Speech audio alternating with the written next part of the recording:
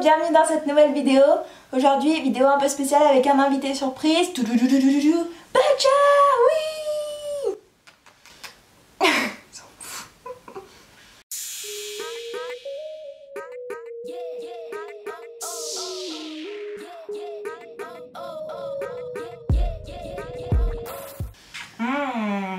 Mon bibi, regarde un peu la même taille, on se ressemble hein. Ouais. Alors j'ai décidé de faire une vidéo sur Churcher parce que vous me l'avez beaucoup demandé et que c'est nos 1 an ensemble. Oui, oui, oui. En gros là ce mois-ci ça fait 1 an qu'on est avec Churcher à la maison. Il a pas l'air très content Charledo. Du coup, je reviens avec cette vidéo, en gros vous me l'avez beaucoup demandé. C'est une vidéo sur les 1 an avec Churcher à la maison pour vous donner un peu des conseils de comment ça se passe avec un beagle, un chien de chasse en appartement. Sachant que nous du coup on n'a ni jardin, ni terrasse, ni balcon, on n'a rien du tout. Du coup pour ça j'ai sélectionné quelques questions que vous m'avez surtout beaucoup demandé et je me suis dit que j'allais vous donner un peu notre expérience là-dessus. Comme ça, si ça peut aider certains d'entre vous à savoir si vous prenez ou non un beagle en appartement, c'est tout nickel. Regardez comme il est mignon. Ok, question 1. Appartement, oui ou non? Je vais pas faire de suspense plus que ça. Oui, pour moi, oui, on peut avoir n'importe quel chien en appartement, dont un chien de chasse, un beagle, surtout que c'est un chien moyen, donc en soi ça prend pas beaucoup de place, regardez. Voilà. Et en gros, le principal pour moi, c'est de pouvoir bien le dépenser et le stimuler. Si vous faites tout ça, si vous jouez avec lui, si vous le promenez longtemps, si vous le faites rencontrer d'autres chiens, si vous le faites découvrir un peu plein de choses dans la vie et tout, il n'y aura pas de souci, il sera très heureux, votre chien, il n'a pas besoin d'un jardin pour être heureux, surtout que la plupart des gens, ce qu'ils font quand ils ont un jardin, c'est qu'ils le laissent dans le jardin et ils ont tendance à se dire il n'a pas besoin de se promener, il a déjà passé la journée dehors. Alors que c'est pas du tout bien parce que enfin, faut pas se renfermer là-dedans dans le sens où certes il a un jardin, certes il a un peu plus d'espace et un peu plus d'odeurs, sauf qu'au bout d'un moment ces odeurs c'est toujours les mêmes parce qu'il n'y a pas 15 000 chiens qui passent ou 15 000 personnes qui passent dans votre jardin, donc fatalement c'est des odeurs qu'il connaît. Et au bout d'un moment, même s'il a la stimulation des bruits autour, des poubelles qui passent, du facteur, etc., ça sera quand même toujours les mêmes bruits, les mêmes odeurs, etc. Donc c'est quand même important de pouvoir le promener et tout. Donc à partir du moment où vous le promenez beaucoup, où vous jouez beaucoup avec lui, il n'y aura pas de souci. Après, là où il y a un peu plus de règles, c'est plus par exemple jouer avec lui, fatalement en appartement vous allez faire attention au bruit que vous faites parce qu'il y a des voisins autour. Mais ça après voilà, ça rentre dans le cadre du savoir-vivre. Et nous, on y arrive, il n'y a pas de souci. Donc après, ça dépend aussi de vos voisins, mais après il faut savoir expliquer aux voisins que voilà c'est un chiot, qu'il a besoin de se dépenser, qu'au début il y aura peut-être des petites bêtises, il y aura peut-être des petits pleurs, etc.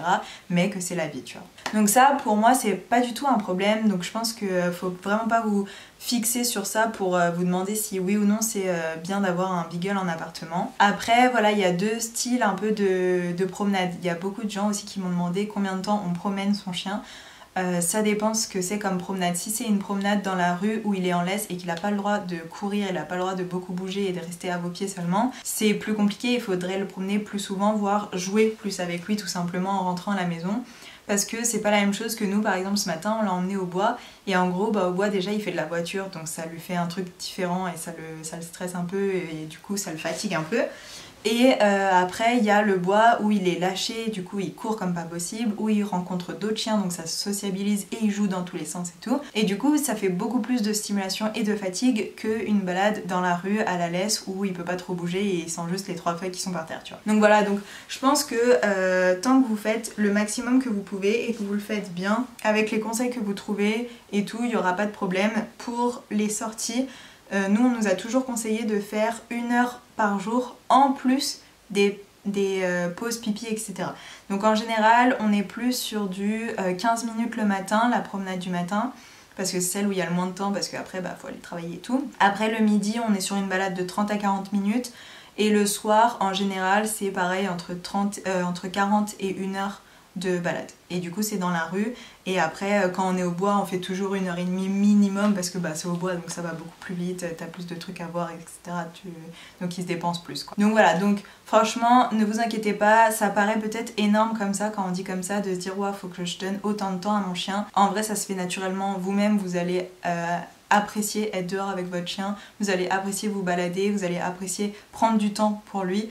Donc vous inquiétez pas, nous ce qui nous faisait peur aussi c'était la motivation de sortir le chien comme ça fait 1 an qu'on l'a comme je vous disais. On l'a eu en hiver, sauf qu'on l'a eu en hiver avec le confinement. Donc ça veut dire que quand il est chiot et qu'il se retient pas et qu'il faut courir le matin quand il a envie de faire pipi, à 7 h du matin un week-end, il faut prendre ses chaussures, ses chaussettes, son manteau, les petits sacs à caca, les petites croquettes, mais aussi le pass truc machin là, c'était quoi? C'était les certificats là pour sortir, plus les masques et tout, enfin c'était un peu l'enfer.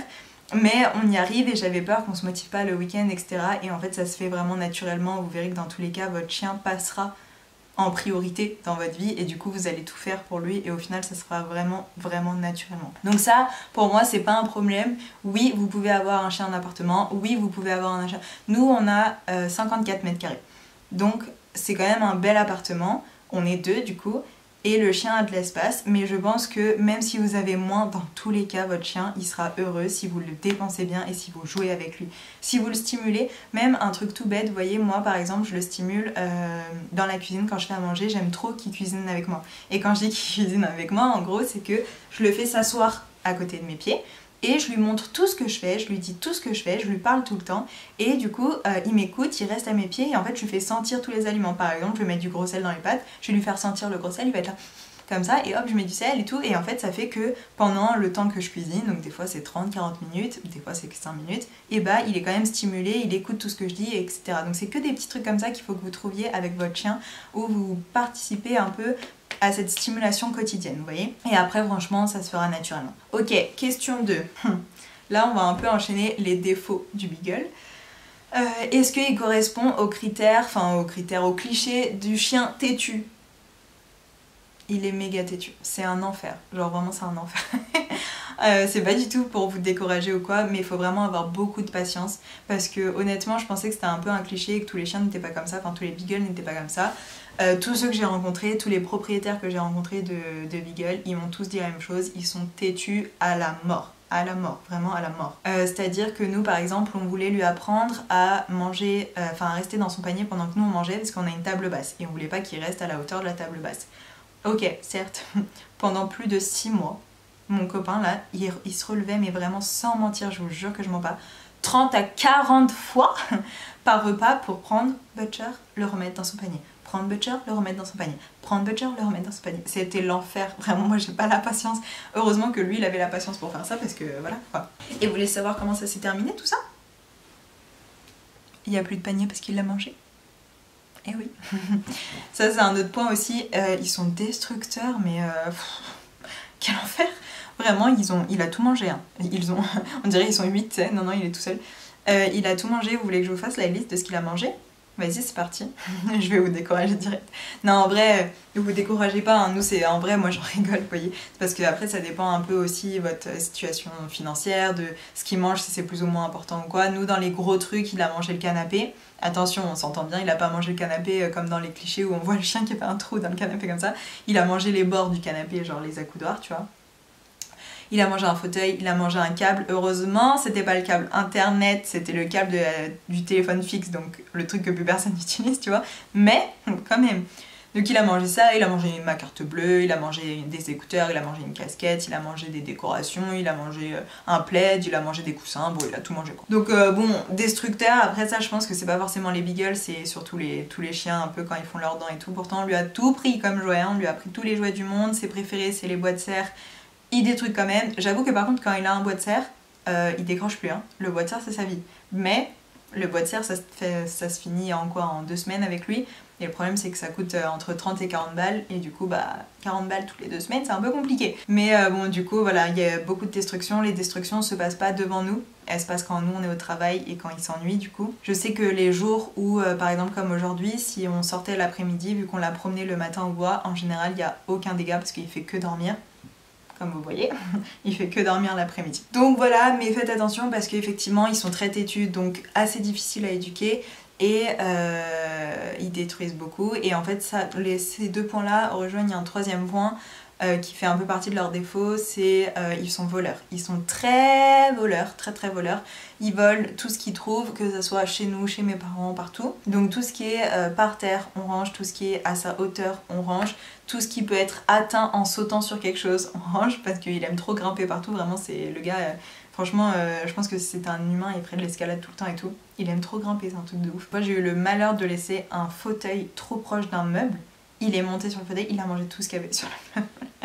Donc voilà, donc il vole beaucoup dans la cuisine, il monte tout le temps sur le rebord du truc là pour essayer de trouver des trucs et tout. Il vole beaucoup, donc ça c'est vraiment ces trois principaux défauts qui sont un peu compliqués quand les trois se couplent là. Parce que du coup quand tu lui dis non pour voler un truc qu'il est têtu, du coup il recommence et qu'une fois qu'il l'a volé il le détruit, ça fait un petit mélange pas très sympa tu vois.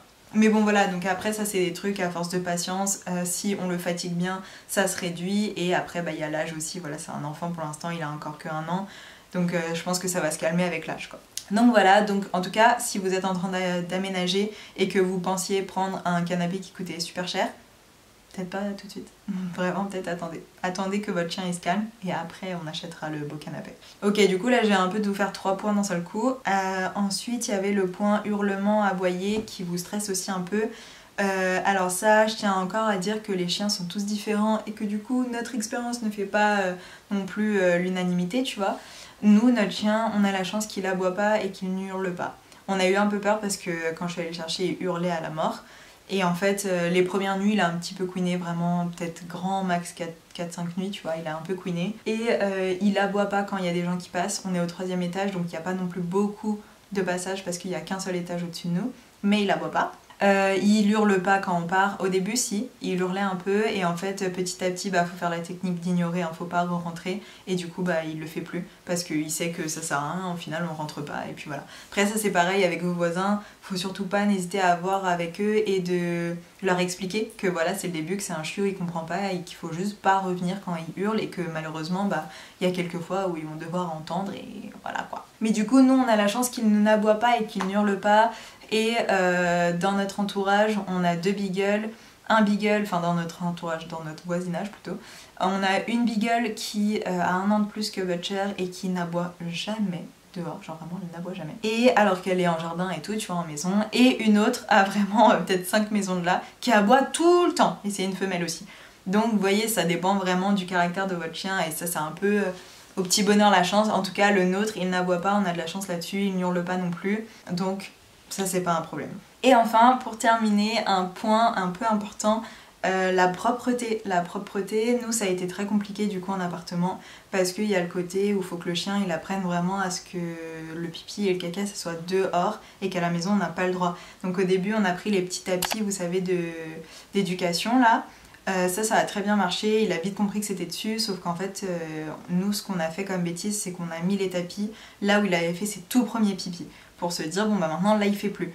Et en fait, il faut mettre les tapis là où vous voulez qu'il fasse pipi, c'est-à-dire, par exemple, nous, la cuisine, il y a du carrelage, donc on aurait dû mettre directement sur le carrelage, et le problème, c'est que comme on a laissé faire sur le parquet, qu'on a mis les tapis de protection sur le parquet, il faut savoir que les tapis comme ça, d'éducation, ça absorbe pas de ouf, tu vois, enfin ça absorbe quand même un petit peu mais pas non plus, voilà. Et du coup notre parquet il est niqué, mais genre il est détruit, je pense qu'on pourra pas le récupérer, tu vois. Et ça c'est pas de sa faute, en soi c'est de la nôtre. Et la propreté, il a été propre assez 1 an, on a commencé à avoir vraiment peur quand au bout de 12 mois il était toujours pas propre et qu'on voyait sur internet que c'était entre 8 et 10 mois qu'il commençait à être propre. On s'est dit il a un peu de retard. Et finalement, je pense que vraiment c'est juste qu'il retenait pas sa vessie parce qu'un peu du jour au lendemain, il a su se retenir. Maintenant, il se retient bien. Le week-end, par exemple, on a eu beaucoup de mal parce que bah, ça faisait 1 an et que du coup, le week-end, il fallait quand même se lever entre 6h45 et 7h30 parce qu'il voulait faire pipi. Maintenant, il est capable d'attendre jusqu'à 11h, tu vois. Donc ça, c'est bien. Il va apprendre... Enfin, vous inquiétez pas, de lui-même, il va savoir comment vous prévenir pour aller dehors. Il va de lui-même préférer faire dehors. Moi c'est un peu ce qui me faisait peur, c'est le côté mais s'il aime bien faire pipi à l'intérieur, genre qu'est-ce qui se passe quoi. Et en fait de lui-même, vu que c'est naturel pour eux de faire pipi sur des odeurs et tout, il va préférer le faire dehors où il y a plein d'odeurs, plein de stimulation, que dedans là où il vit, là où il mange. Donc ça, vous inquiétez pas si ça vient un peu tard. Nous ça nous a vraiment fait peur et en vrai il n'y a pas de souci, ça viendra, vous inquiétez pas. Après, si vous avez un parquet, le vrai conseil que je peux vous donner, c'est essayer de limiter au maximum dessus et de pas laisser faire une seule fois et de le prendre et de le mettre là où il y a du carrelage ou là où ça vous arrange, parce que sinon c'est un peu compliqué. Déjà, quand je vous dis qu'il est très destructeur, regardez par exemple, vous voyez ce joli pull Nike que je viens d'avoir sur Vinted? Bah voilà, c'est sympa hein. Là il n'y a pas trop de lumière mais je vais vous montrer le sol, notre joli parquet. Hop, je vais enlever la table, hop.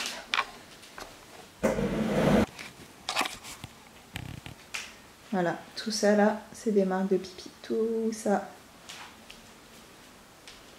Tout ça.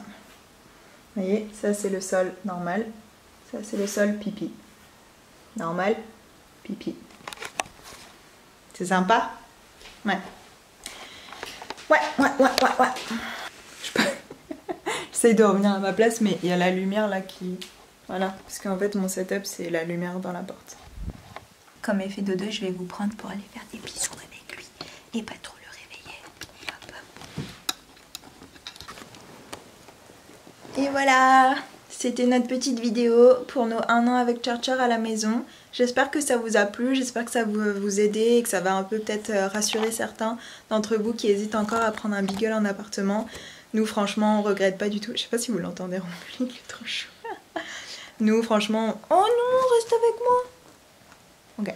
Nous franchement on regrette pas du tout et j'espère que ça vous fera une belle aventure d'avoir un petit beagle avec vous à la maison. N'hésitez pas en commentaire à me raconter un peu vos anecdotes ou à me poser d'autres questions s'il y a des choses auxquelles j'ai pas répondu et que vous voulez une partie 2, il n'y a pas de souci. Je vais essayer de faire un peu des vlogs et tout avec Butcher pour vous le montrer un peu plus parce que c'est vrai qu'on ne le voit pas beaucoup dans les vidéos. Et voilà, et j'espère que ça vous aura plu. À la prochaine.